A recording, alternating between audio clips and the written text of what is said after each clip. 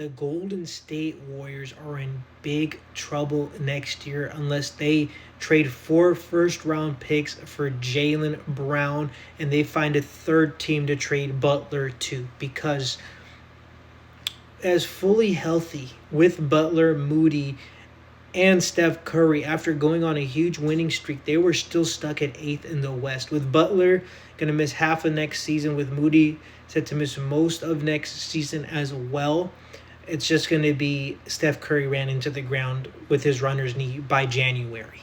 And why they're in big trouble is the West is going to be even better next year. The Thunder are going to be better next year. J-Dub is going to be healthy for all of next year. AJ Mitchell is back.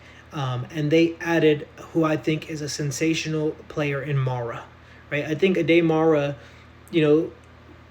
Hardenstein did a great job on Wembanyama, but I think Mara can help when Holmgren goes ice cold against Victor Wembanyama, and a great addition. Now the Spurs, do I think they'll be better next year? No, but I don't see them being any worse. Whether it means De'Aaron Fox's ankle heals up and he's somewhat back of a semblance of what we saw in Sacramento, or he completely bottoms out and they can finally start Dylan Harper. Either way, it'll be go. I think the Nuggets will be the same. They'll teeter around third or fourth seed, and I do see them making a big trade.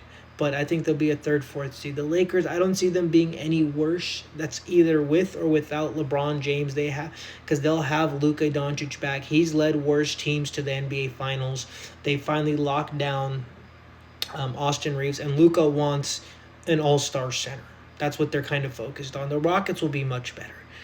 Kevin Durant was a little bit injured last year, but they will get Fred VanVleet back. And that's an organization, that's a team that really needed not only a point guard, a leader. So they'll get him and Steven Adams back. They'll be better. The Timberwolves, I can't say enough how fantastic a signing LaMelo Ball was. Because Anthony Edwards is a fantastic player. He can get you to the Western Conference Finals.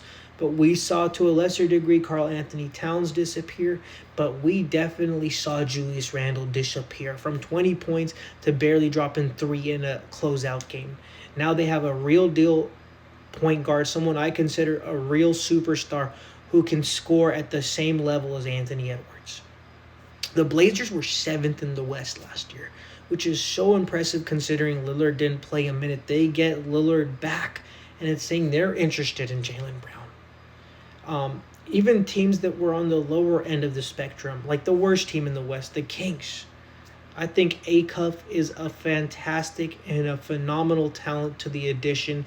Levine will probably be healthy. I don't see them being any higher than 10th, but they'll be a better team. I see the Mavericks being substantially better with the addition of a national championship head coach in Dusty May. Kyrie Irving is back, and they don't have to worry about the Anthony Davis problem. Is he going to play? Is he not going to play? They don't have to worry about his availability.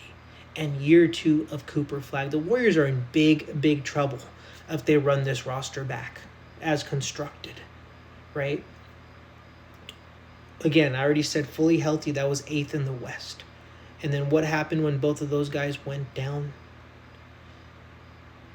Steph Curry had to drop 30 to 40 per night against bad teams to keep him in the game. They lost those games at the end because they doubled Steph and none of the other guys could show up. Al Horford is going to be older. Steph is going to be older.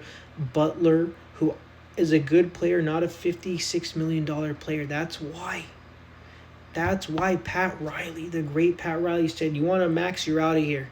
And he signed a player worth a max, which is Giannis Antetokounmpo. But if the plan is just re-sign everybody back and we have the addition of Yaxel Lindenberg, the 11th pick in the draft, it's going to be him and Steph and Podziemski to start off the season. We're going to be 10th, 11th, 12th. And the worst part is you actually get penalized for being under 10th seed now. You're not going to get a top 5 pick. And even if you're from 4th or 10th seed in the West, you only have a 7% chance of getting a top 3 pick. That's absolutely terrible odds.